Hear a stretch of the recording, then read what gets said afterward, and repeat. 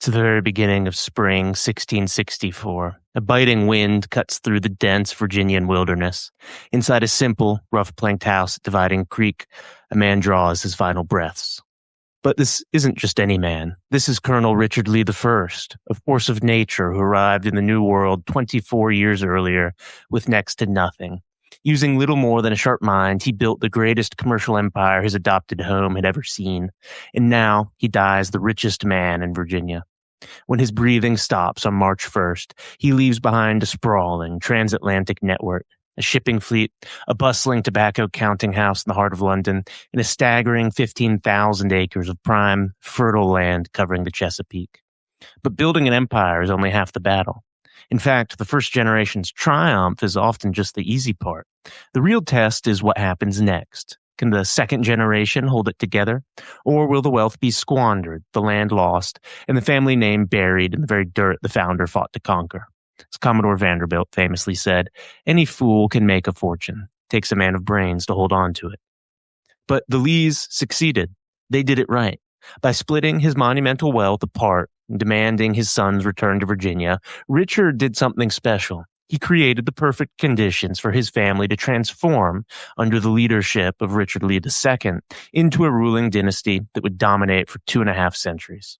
This is the story of how he and his descendants did it, and how the second generation became the famous Lee family of Virginia. Welcome back to the Old World with Will Tanner. In this episode, we're diving into the dramatic story of that second generation. The tale of how the Lee family survived the treacherous transition from being the first generation of a family on the raw frontier, a fortune builder with dreams of gentry status, into the family of entrenched American aristocrats they're known and remembered as. We're going to explore the life of John Lee, the glamorous, charismatic, and Oxford-educated golden boy who turned the Virginia wilderness into a playground of luxury for a time, helping to establish America's very first country club. We'll look at Francis Lee, the brother who chose the bustling docks of London over the tobacco fields of the Tidewater, becoming a wealthy merchant whose line was ultimately absorbed into the English population and faded from the honor rolls of Virginia. And then we're going to cover the patriarch of our act, Richard Lee II, famously known to history as the Scholar. Saturnine, deeply pious, and very much the Tory, Richard Lee II was an intellectual who wrote his personal diaries in Greek, Latin, and Hebrew. Lacking the territorial ambitions of his father, something later generations bemoaned, he wanted to be left alone with his massive library. But when tragedy struck, he was dragged out of his study and forced to lead the family through some of the bloodiest upheavals in Virginia's colonial history, including a harrowing imprisonment during Bacon's Rebellion and a career-ending standoff during the Glorious Revolution. From there, we'll go over what happened to the other brothers and how Richard Lee II ensured, by hook and by crook, that the Lees wouldn't lose their property and would instead remain a dynasty firmly rooted in America. This is a tale of duty, of stewardship, and ultimately of great triumph. So, back to the beginning of this tale, the death of Richard Lee I, whose story we covered in an earlier episode. When the first Lee family patriarch was laid to rest in the soil of the Northern Neck, he left behind him 8 healthy, surviving children, something of a miracle in an age when infant mortality routinely wiped out entire family lines. The question, then, was how to dispose of his property. To Anne Constable Lee, his beloved wife, went a life interest in the Grand Plantation at Dividing Creek, a plantation she successfully managed for years after his passing. She lived until 1706. More importantly for this tale, his will pulled the family back to Virginia, with the exception of his son Francis Lee, who he specifically requested to stay in London to run the mercantile and trade part of the family business empire. All the family was told to return to Virginia, and each son, again with the exception of Francis, who instead received the family's mercantile operation in London, was granted substantial property in Virginia to keep them there.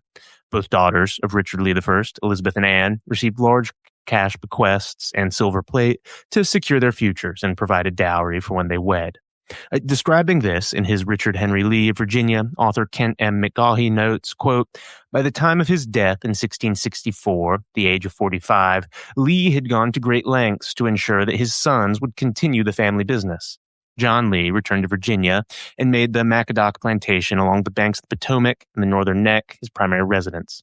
After Richard II returned to America, he took up the management of Paradise and Lee Store in Gloucester County. A third son, Francis Lee, remained in London in accordance with his father's wishes so that he could take his place as the family's London commercial agent. As each of Richard Lee's oldest sons took their place either in Virginia or London, a second generation of Lees assumed control of their father's burgeoning transatlantic commercial empire. End quote. We'll get to the specifics of properties and plantations as we cover the sons, but at this point, what's important to remember is that Richard Lee I wanted his family to be a Virginia family, hence why he sold the Stratford-Langton estate, and so his will helped him achieve that, pulling them back to the colony he had done so much to master. In dividing the property up amongst his sons while also having enough to distribute large tracts across the Northern Neck to each of them, he did much to help build the family into a powerful political force over generations. Or at least he set things up so that that could happen if the family were led well into the future, as ended up being the case. So now that that's set up conceptually, let's cover the progeny of the great patriarch and how the Lee family developed into a dynasty. To understand the second generation of Lees, we need to start with the boy who should have been the inheritor, and indeed seemed born into the role, as really he had been. That is John Lee, the eldest son, the golden boy of the family. John was the pride of his father. He was a young man who embodied the transition from the rough and tumble survival mentality of early Jamestown to the polished, elite lifestyle of the emerging Virginian gentry. Indeed, John saw both. As a little boy, just 1 year old, he barely escaped the 1644 Indian massacre when the attackers came for his family's plantation. And then later in life, he and a few other Virginia gentlemen founded the first country club in America. Quite the contrast. Richard the Emigrant, Richard I, wanted his eldest boys to have the absolute best education possible, so he packed John off across the ocean to Oxford University, a Lee family tradition it became, where he earned a degree as a physician and was trained in the highest scientific and classical traditions of Europe. To this day, if you visit the Grand Dining Hall of Queen's College in Oxford, you can see a tangible piece of this history, a beautiful silver drinking cup or tankard presented by John Lee to the college. It was a loyal gift traditionally made during the Restoration, to replace the silver that the college had melted down to fund the treasury of King Charles I during the English Civil War. This is the tankard with the Lee family coat of arms that we covered last week in the episode on the family's Norman heritage. It's a key piece of evidence as to their background. In any case, when John returned to Virginia after his father's death, he chose not to practice medicine. Young, independently wealthy, highly charismatic, and a bachelor, he chose to devote himself to the family's mercantile and agricultural businesses instead. This should be no surprise. Even when he was a young man and the Lee family was still in London, his father had been grooming him and his brother, Richard Lee II, to run the family's plantation and mercantile operation. As Ken McGaughy notes in his Richard Henry Lee of Virginia, quote, as Lee established his London merchant house, he also looked after the education of his two oldest boys, John and Richard II, ages 17 and 14, respectively. He introduced John to a number of London-based merchants, grooming the young man for the day when he would assume control of the Lee family enterprises in England and America. While Anne, the younger Lee children, remained at Stratford-Langton, Richard and John periodically traveled to Virginia to oversee matters on the American side of affairs. End quote. In any case, as the principal heir, John had inherited the family's premier estate, Machadoc, a 2,600-acre plantation located along the creek of the same name on the Potomac River in what was becoming Westmoreland County.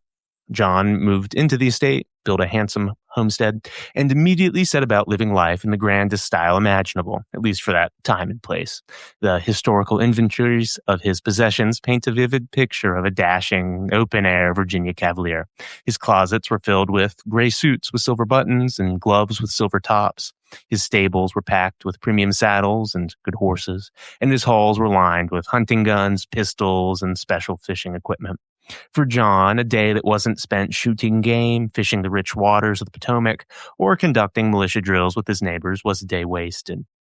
He also had an immense love for the pleasures of society, along with a general understanding that a ruling class like his burgeoning Virginia gentry needed to build bonds of friendship, kinship, and mutual alliance. So, in 1670, John Lee created the first American country club. This was at a remote juncture where the estates of four prominent, wealthy neighbors met. In a clearing known as Picketown Field, John Lee, along with Isaac Allerton, Henry Corbin, and Thomas Gerard, drew up a formal, legally binding contract to construct a permanent, beautifully appointed banqueting hall at their common expense, declaring that the hall was built, quote, for the better preservation of that friendship which ought to be between neighbors, end quote. Beginning on May 1st, 1671, each of the four partners in rotation was required to host a lavish banquet in this grand hall. They were legally obligated to provide an honorable treatment for the entertainment of their wives, sweethearts, and friends, a cycle designed to continue in regular rotation forever. Henry Corbin hosted the first legendary feast, and John Lee proudly hosted the second. And these weren't quiet dinners. They're massive, vacuous affairs where the wine flowed freely as the emerging elite of Virginia's northern neck toasted their health, their futures, and the king. But though an avid sportsman and socialite, at least so far as one could be in what was still essentially the frontier, John didn't ignore his public duties. He also served faithfully as the High Sheriff of Westmoreland, a member of the House of Burgesses, and a military commissioner charged with protecting the county against the looming threat, the Susquehannock Indians. Sadly, John passed away in 1673, and so the Virginia portion of the family's empire fell on the shoulders of his brother Richard Lee II. More on him in a minute. First, we need to cover Francis Lee, who's playing a critical role in the family's survival across the Atlantic Ocean, to explain why he doesn't feature prominently in this story or in Lee history generally. You see, a great colonial tobacco family was incomplete without a dedicated asset in the mother country. Tobacco was a transatlantic business, as we've covered before. Someone had to handle the shipping and sale of it and then use the proceeds to buy and ship back the manufactured goods, the clothing, the silver buttons, the fine wine, the iron tools that made life on the Potomac comfortable or possible and made the plantations function. In his 1664 will, Richard the Emigrant had explicitly factored this into his plan. While he requested all his children return to Virginia, much to the chagrin of the scholarly Richard II, who apparently didn't want to. More on that in a minute. He added a unique reservation regarding his third son, Francis, writing that the family should be transported back to Virginia, quote, except Francis, if he be pleased, end quote. Francis, it turned out, had inherited his father's sharp mercantile brain, the best of any of the brothers in this regard, and so he chose and was asked to stay in England and served first a rigorous commercial apprenticeship in London with established tobacco brokers before becoming the independent tobacco shipper, broker, and agent for his family. This was critical to them as it helped them avoid the factors and the other problems with dealing with non-related London or Scottish merchants who would often not do a great job and end up putting planters in their debt, which was hard to escape from. In any case, Francis did come back to Virginia very briefly. That was in 1670 when he sailed there to look over his inheritance, as his father had left him the Paradise estate on the York River in Gloucester County, along with 5 slaves, 10 white indentured servants, livestock, and tools. He sold off this Virginia real estate by 1677. For Francis had also inherited his father's shares in 2 major ocean-going merchant vessels, the Susan and the Elizabeth and Mary, and so was able to use them and his knowledge of the tobacco trade to set up a commercial headquarters near the Thames and become the official London agent for the entire Lee clan. He established a highly lucrative and respectable career for himself as a prominent Virginia tobacco merchant, bridging the plantations of the New World with the wealth and manufactured goods of the Old. This was incredibly important to the family's success. McGaughey, noting this in his Richard Henry Lee of Virginia, says, quote, the Lees of Virginia proved to be a remarkably resourceful and successful clan. Through an elaborate framework consisting of various members of their extended family, the Lees of Virginia accomplished what modern business historians call the vertical integration of the transatlantic trade, a process that allowed them to exert influence over every aspect of commercial activity, from receiving and distributing patronage to the sale and distribution of a variety of American and English-made goods.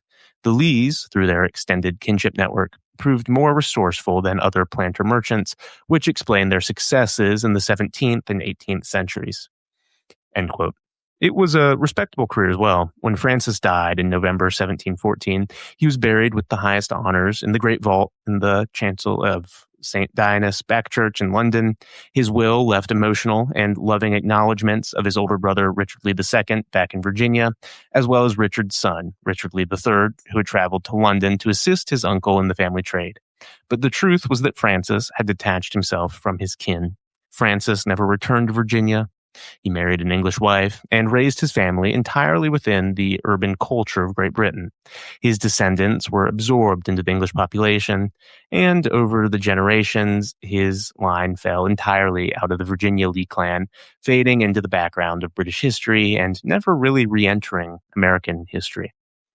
So, in 1673, when John Lee passed away at just 31 years old, a sudden and unexpected death, that meant that the burden of continuing the family line as great patriarch fell on the shoulders of Richard Lee II. The heavy mantle of leadership, the vast estate, and responsibility for the entire Lee clan fell directly on his shoulders. He would have to be Richard Lee II, not just the scholar, but also the patriarch. And Richard II was the opposite of his older brother John. Where John was an engaging socialite and intrepid outdoorsman, Richard II was a dour and serious-minded student of religion and history. Historians often refer to him as a belated Elizabethan, a man born out of time, imbued with a sense of life as a heavy, serious duty that must be rigorously justified to both God and man. Before John's sudden death, Richard II had graduated from Oxford University, where his immense natural talents had profoundly impressed the faculty. In fact, according to later family records compiled by his grandson William, Richard's brilliance, his intellect, was so legendary that some of the more powerful and influential churchmen in England had personally approached his father, begging that the boy be allowed to remain at Oxford permanently to be ordained into the Church of England.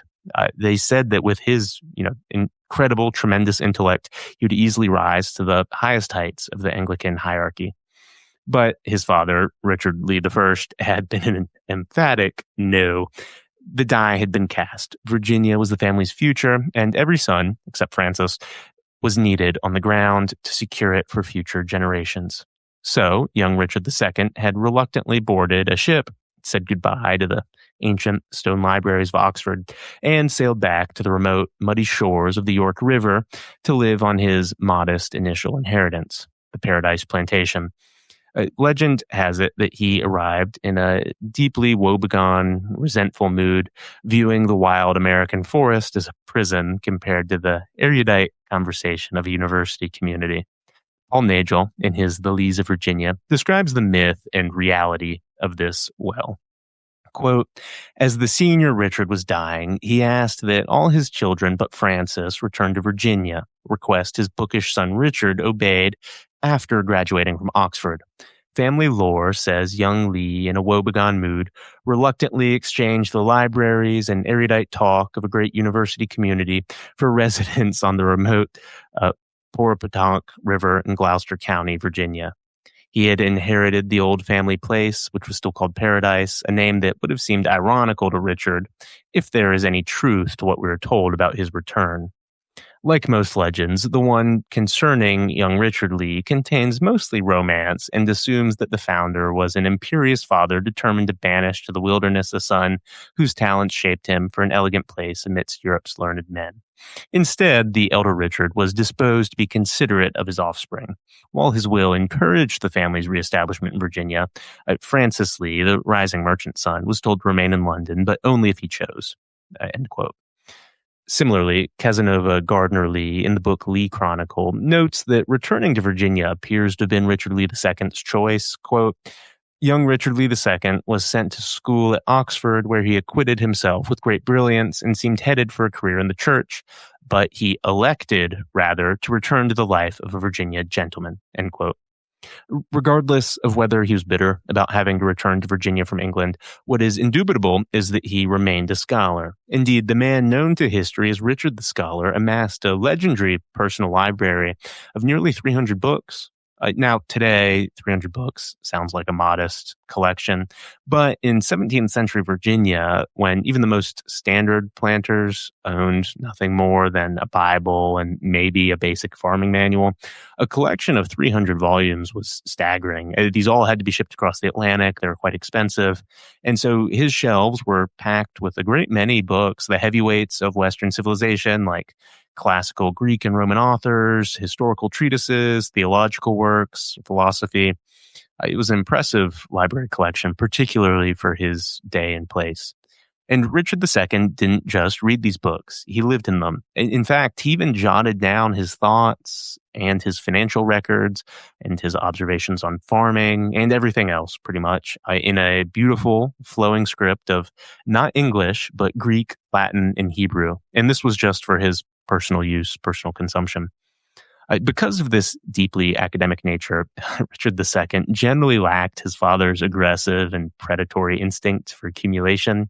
While he took up the management of Paradise and Lee's store in Gloucester County, necessary for the family fortune, he had no desire to go out and conquer new frontiers or patent thousands of wild acres or engage in any risky commercial speculations. His goal was not anything regarding radically expanding the empire, but to be a prudent and deeply conscientious and essentially flawless custodian of the inheritance that had already been put together to pass it on to future generations.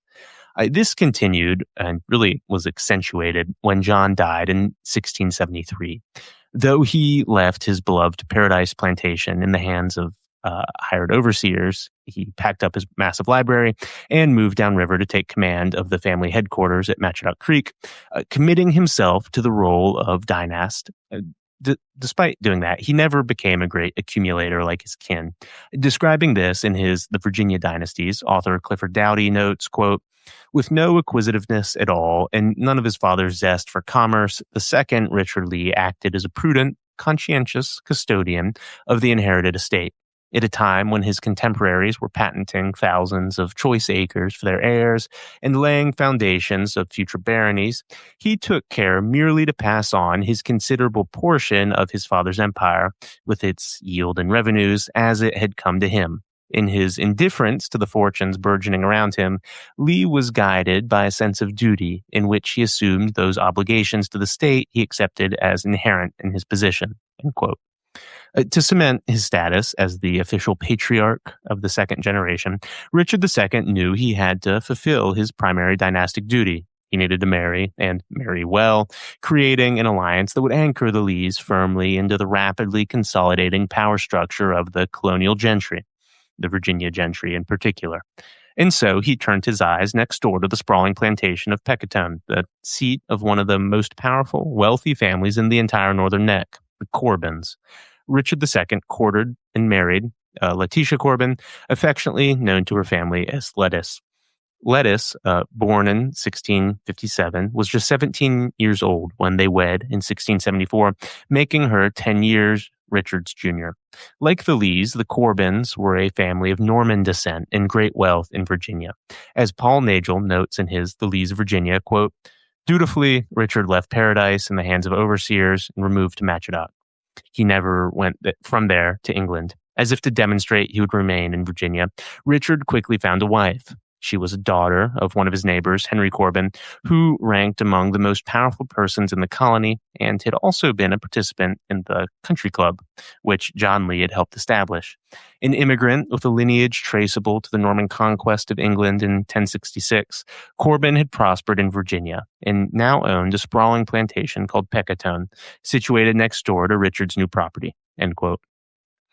By bringing her into the household, Richard II successfully wove the Lee family into that legendary, hyper-elite web of kinship that would dominate Virginia history for the next 2 centuries. It was also a good match that did much to characterize the later Lee clan. Her father, Henry Corbin, had been John Lee's old country club banqueting partner, as previously mentioned, and was an indubitable cavalier who had fled to Virginia in 1654 and amassed a staggering fortune. It's not hard to see where future members of the Lee clan, like Light Horse Harry Lee, got their spirit from.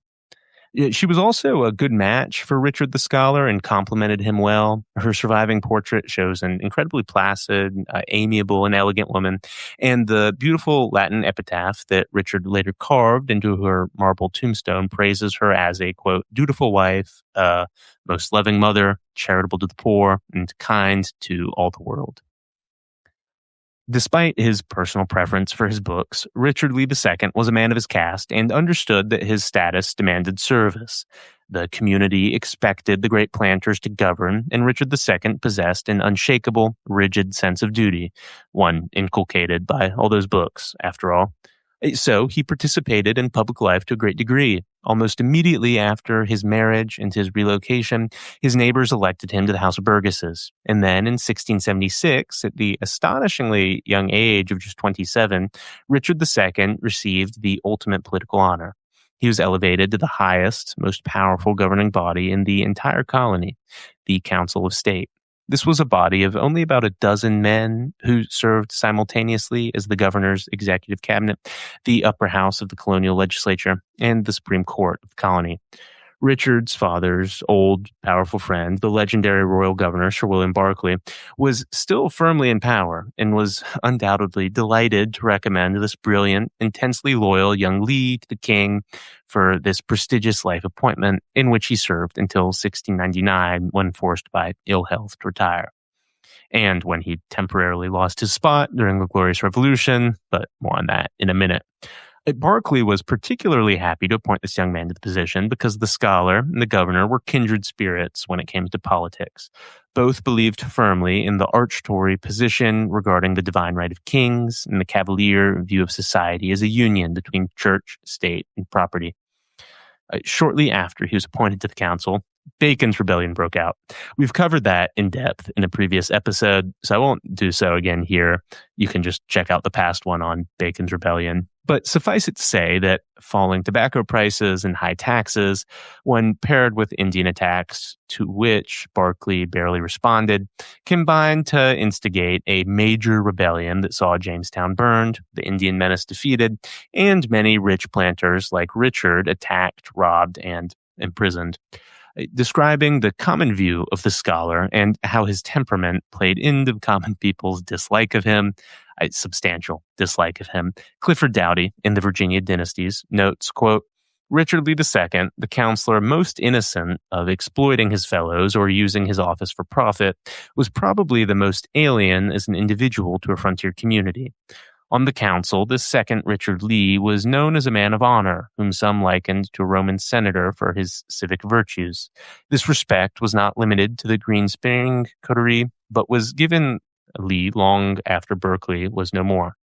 A later governor would describe him as a, quote, gentleman of as fair character as any in the country for his exact justice, honesty, and loyalty in all the stations wherein he has served. End that internal quote to this quote. But Lee was a vinegary man with a shriveled response to humanity, more at home in his library than among people. One of the first English-speaking persons in the New World to be born into a hereditary position, and the first native-born Virginian to be conspicuously a scholar, Lee presented to the world a personality of austere seclusiveness that, outside his circle of intimates, could easily be seen as coldly aloof superiority.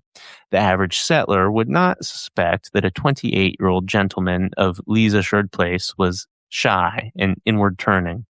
Then, with his expressionless dark eyes, his sallow cheeks, and his mouth pinched between lines coursing down from his large family nose, he did give the impression of suspecting that something distasteful hung in the air, end quote. Similarly, in another passage, Doughty notes, quote, though Richard Lee II brought unassailable convictions to every act of his life, and in later years, when the Northern Neck became more thickly settled, was recognized as a community leader in 1675, the people saw his forbiddingly unapproachable exterior. There was a rigidity in his convictions, a touch of self-righteousness that would stir those starving people who glimpsed the private domain in which he pursued his books, aloof and remote from the barely rewarded toil and the anxiety which his government, the council, permitted to be the lot of their fellows. By personality, rather than by acts, he served as an image of the enemy of the colonial settlers, end quote. This condescending attitude was enough for the mob Bacon led to come after him. Richard, in fact, was held as a hostage after being arrested on Bacon's direct orders. He refused to sign an oath of loyalty to the rebel cause or even to pretend to mutter the right things. Describing this intransigence and to where it led in the Lees of Virginia, Nagel notes, quote, Richard believed all social order, including Virginia's, was imposed by God and should be maintained, no matter the zealous inclination of the multitude. It was the public's hopes of leveling which drew it to Bacon, Richard contended. Otherwise, he insisted, all his, meaning Bacon's, specious pretenses would not have persuaded them. Were it not, Lee said, for the evil in the hearts of the populace, Bacon's rebellion would never have occurred. Since he refused to keep his views to himself, Richard was carried off in chains by those who paid no heed to his insistence that the lawfulness imposed by the king and his representatives came from heaven. Anyone acquainted with Richard's library knew his choice of books preached that Englishmen, whether they lived along the Thames or along the Potomac, owed absolute fidelity to the crown and to the structure of society endorsed by God and sovereign. End quote. Richard II, then, was arrested by Bacon's men and dragged from his home to Middle Plantation, which was Bacon's headquarters at the time, and there he was held for nearly 7 weeks as a high-value hostage. This shattered his health and left him with ailments and infirmities that would last the rest of his life, which was always delicate. His health was, but his spirit didn't break. He remained opposed to Bacon, to leveling, and to all the rest.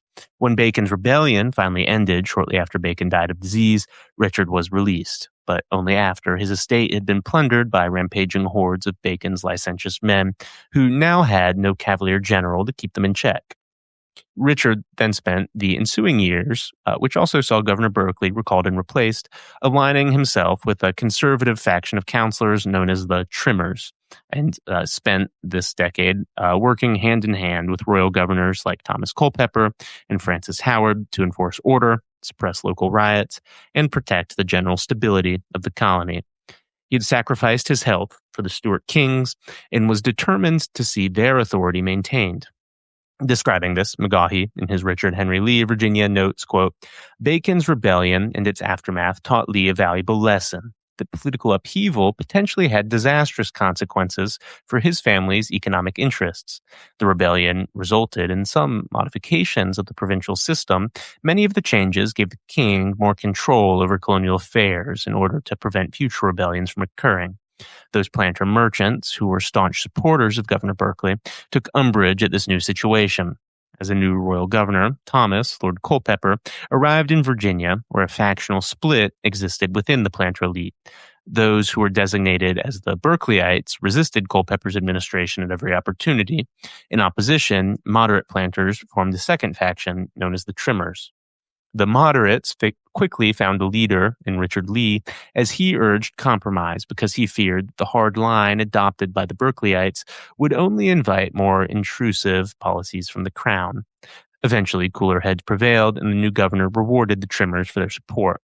For his part in the affair, Lord Culpeper rewarded Lee with a lucrative political appointment as the revenue collector for the Southern District of the Potomac. In 1680, the House of Burgesses revived an old tobacco duty of 2 shillings per hogshead of tobacco shipped to England. As revenue collector for the Southern District of the Potomac, Lee received a fee for every ship that entered the Potomac River, as well as a 10% commission on all of the revenue collected from the tobacco duty. End quote. But Richard's woes didn't end with Bacon's rebellion. The next problem came in 1688, a little over a decade later, when James II was chased out of England and replaced with William and Mary and the Glorious Revolution. For Richard, this was no small thing, and certainly wasn't glorious. He was, after all, the arch Tory. He believed in the divine right of kings. Parliament couldn't just choose some Dutch to rule England. And so, once again, Richard Lee II stood alone and on principle. He looked at his fellow counselors, looked at the royal governor, and completely, stubbornly, intransigently refused to take the oath to the new monarchs. Well, there was that, and he also had some commercial reasons for being against the new rulers. As also noted by McGaughey in Richard Henry Lee of Virginia, quote, as these events transpired, Richard Lee was somewhat uncertain what his next step would be. He found it exceedingly difficult to break his long-standing ties to the Stuarts because he was convinced that his family's success depended entirely on the patronage that flowed from Charles I, then from Charles II, and lastly from James II. The geopolitical aspects of James's flight to France were also of concern to Lee. At this time, France had emerged as the single largest market for Chesapeake tobacco. Lee would ship his annual crop and other tobacco he acquired to his brother in London, who would then sell a significant percentage of the shipment to the French purchaser. The accession of the Duke of Orange to the throne of England posed a direct challenge to these arrangements. End quote. So he stood against the new monarchs. For this, he was stripped of his public authority. He was kicked off the council, stripped of his title of colonel, and fired from his incredibly lucrative, high-paying post as the official collector of customs and revenue for the Virginia side of the Potomac River. This lasted for several years. Richard was in effective political exile, and his world was topsy-turvy. His monarchs gone, his power gone, his empire shattered. And then the agents of the Fairfax family started demanding quit rents. Next problem. You see, Charles II's grants of Virginia, large swaths of it, to favorites eventually meant that the Fairfaxes owned the whole northern neck, and they were demanding the quit rents they claimed they were owed. The local planters fiercely resisted, arguing that if they consented to these payments, they would permanently surrender their natural rights as independent owners. This created tense standoff and a great deal of bad feeling. But the scholar saw in it a way out of his predicament. He could win back the favor of the crown and win over the favor of the Fairfaxes and the Culpepers by going along with the whole thing and averting the disaster, and do so in a way that helped his countrymen, as it would be on much more favorable terms than if there were blows. So, as McGaughey puts it, quote, Richard Lee stepped forward and announced his intention to pay the rents he owed to the Fairfaxes and Culpepers without question or dispute. Lee's unilateral action helped avert a potential crisis as other planters that largely depended on the Lees for patronage followed suit. At this point, Lee not only found himself in the good graces of the two most powerful families in the Northern Neck, but he also won back the favor of the crown. Lee traveled to Williamsburg, which had replaced Jamestown as the colonial capital, and swore an oath of loyalty to William and Mary. His reputation and personal honor were intact, and the royal government once again appointed him to the Council of State and restored him to his post as revenue collector for the Southern District of the Potomac. End quote. This Richard did for the benefit of his family. He realized that the dynasty would only continue as one of note if it had political power, and it could only win and hold political power by remaining in the good graces of the mother country and its rulers.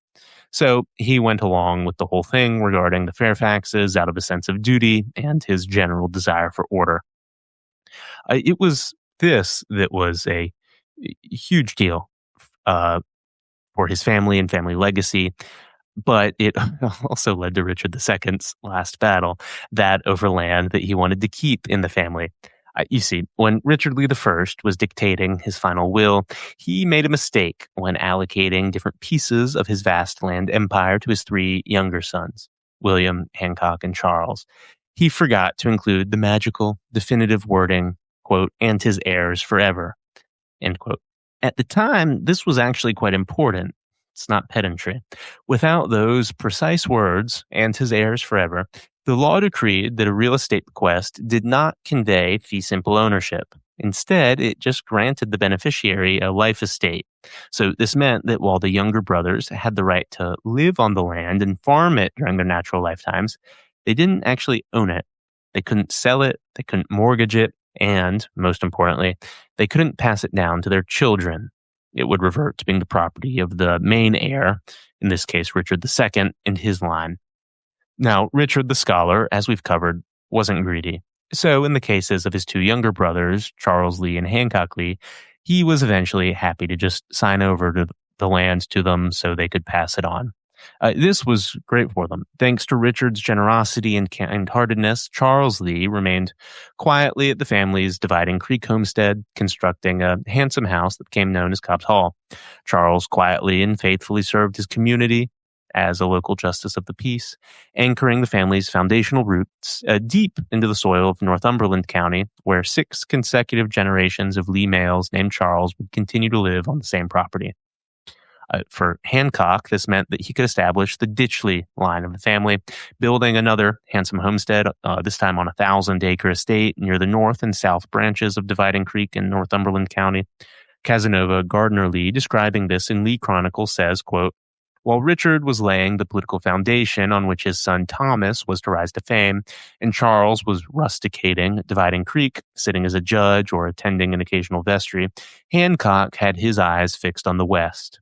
What manner of vision he saw there we do not know, but he passed it on to a number of his children and grandchildren, and by 1770 his descendants in this pioneering segment of the Ditchley family were seeking their fortune on the banks of the Ohio.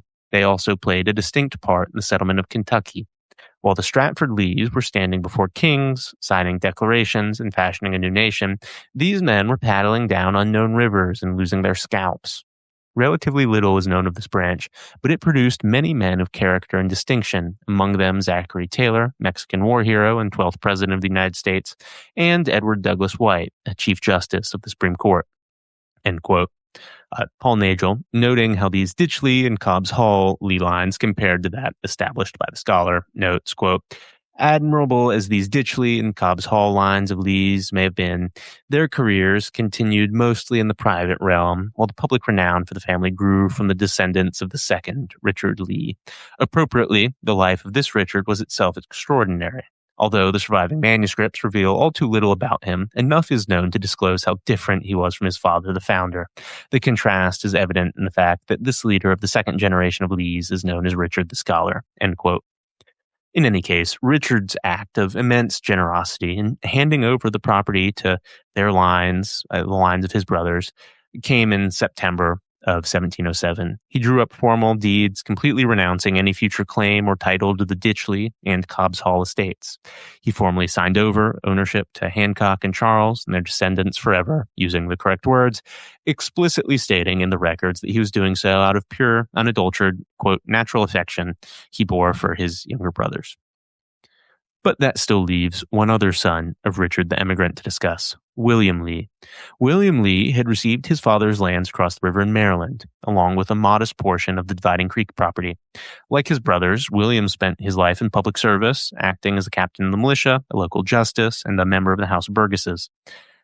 But William never married, and he never raised an aristocratic family of his own. Instead, when William died in 1696, he left his fortune and land to a young widow named Mary Heath. She might have been his secret lover, but in reality was probably just a close friend, based on what we know. She then, after thinking she had inherited the property, married a local man named Bartholomew Shrievener. Unlike with his brothers, Richard Lee II had no love of Mary Heath, much less her new husband. In his eyes, a huge, highly valuable block of the hard-won Lee family empire, put together by his father's blood and sweat, had just walked out the door and passed in the hands of complete strangers. Unwilling to let land leave family hands, he brought forth a suit based on the absence of the words "and his heirs forever" from the will, and relentlessly pursued the Shrievers, demanding the land back. This he got after much wrangling, with Virginia and Maryland courts alike strictly upholding the ancient common law. Without the proper phrasing, William had possessed only a life estate. The Shrievers were stripped of the property, and the entire patrimony of William Lee was legally restored to the Lee family and amalgamated back into the family empire at Richard II's discretion. He took the reclaimed Maryland lands and earmarked them for his brilliant and hard-driving younger sons, providing the foundation for what would become a highly prominent branch of the family, the Lees of Blenheim. Thus, through natural affection, Richard the Scholar secured the property of his brothers and futures of their lines of Lees, and through ruthless legal warfare, he crushed the outsiders to keep the land in family hands. This was to prove his last victory. In the early days of 1715, Colonel Richard Lee II drew his final breaths at the age of 68. It was a monumental, extraordinarily long life for a 17th century Virginian, and it represented actually one of the longest spans of life in 7 generations of male Lees. He was carried out of his 10-room manor house at Matchadock and buried in the family cemetery next to his beloved Norman bride, Lettice Corbin, on a plot that would forever be known to history as the Burnt House Field burying ground. They buried a great man, the one who had solidified their family fortune and ensured the family would become a dynasty, doing so through decades of patient stewardship, cultivation, and effort. Too many remember him as a man who only spent his entire life sitting on his hands in a study, doing nothing to build up the family or its fortune. I think this is fundamentally wrong. Richard Lee II was the sort of leader the Lee family needed at this period. He's the one who ensured it made the stable transition from family to dynasty, dodging the Scylla and Charybdis of the reckless frontier speculation or decadent frittering away of a patriarch's accumulations. Instead, he managed to steer the ship correctly and stabilize the family and its fortune, setting up through his meticulous caretakership, his unyielding moral character, and his ruthless defense of the family estate, the future triumph of numerous branches of Lees and bestowing upon them great plantations and a record of dutiful service. Out of the scholarly environment, Richard II helped father the legendary Golden Age, a generation of the Lee family. His younger son, Henry Lee, would inherit the quiet, home-loving traits of his father, managing the handsome Lee Hall estate and passing down the bloodlines that would ultimately give the world Light Horse Harry Lee and General Robert E. Lee. His other son, Thomas Lee, born in 1690, would combine the brilliant analytical mind of his scholarly father with the aggressive and illimitable commercial ambition of his grandfather, the founder. Thomas Lee would go on to become the president of the King's Council, the commander-in-chief of Virginia, and the mastermind who built Stratford Hall, the ultimate architectural monument to the family's power. Thomas, in turn, would father the brilliant band of brothers, including Richard Henry Lee and Francis Lightfoot Lee, the giants who had moved the Resolution of Independence and signed the Declaration. He also produced Arthur and William Lee, who aided the Revolution from abroad in major ways, as we'll soon cover. In short, by stepping up to do his duty, Richard Lee II turned the family into a dynasty. So thank you for listening. I hope you enjoyed this one and got something out of it. And I will see you again next time, picking up with more Lee family history. Make sure to like this video, to subscribe to this channel, and to leave a comment letting me know what you think, as that's how you help build this and keep this project going. Thanks again. See you next time. Bye.